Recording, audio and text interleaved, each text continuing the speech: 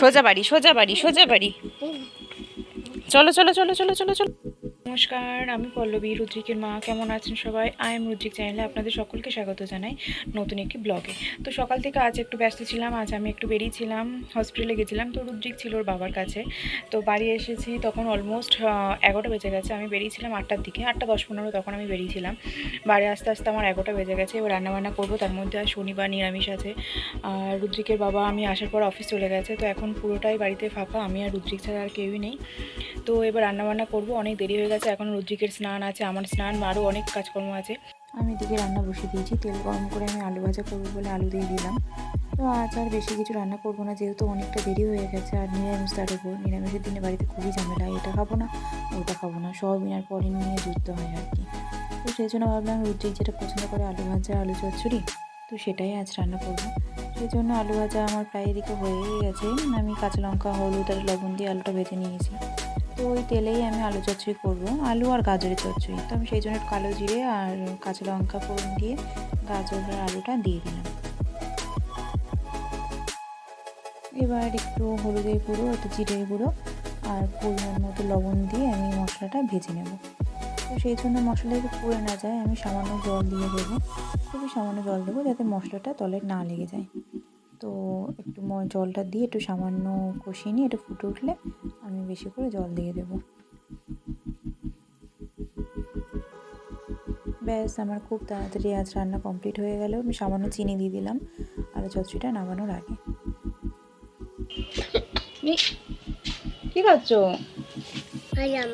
কি বাদাম বাবা? কাঁচা বাদাম।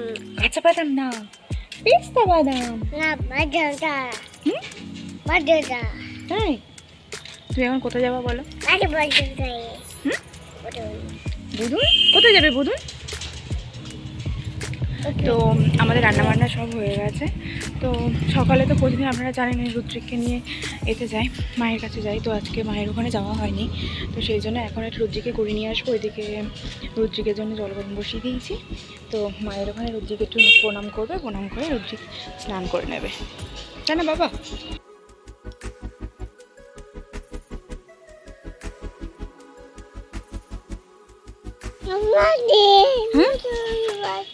ঠিক আছে, নিচে নেওয়া যাবে না বাবা, তুমি নমো করে না, দু হাতে নমো করে না, নমো করে না। হুম, নিচে নেওয়া যাবে না বাবা। তুমি প্যানু পরে, তাহলে প্যানু পরে আসি, জুতো পরে আসি, ঠিক আছে? আচ্ছা, তাহলে জয়মাকে টাটা করে দাও আর তোমা দিয়ে দাও। ঠিক আছে, নমো করে নাও দু হাত দিয়ে, এক হাতে। হ্যাঁ, গুড বয়। ঠিক আছে, চলো।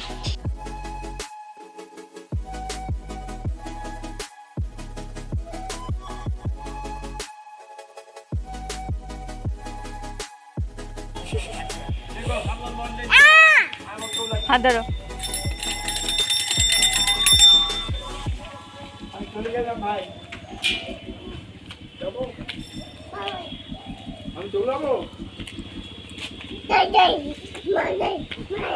কি হলো? চলো সেদিকে চলে এসো বাবা, এখানে চলে এসো। তুমি প্যান্টটা ঠিক করো, একটা প্যান্ট উঠে গেছে তো।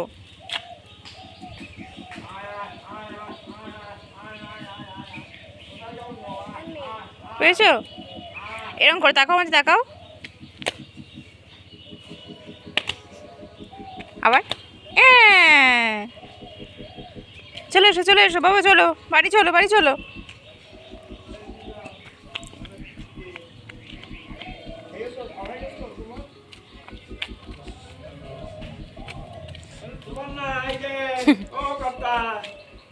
বদ্দা ডাকছে, বলো বলো বদ্দা বলো।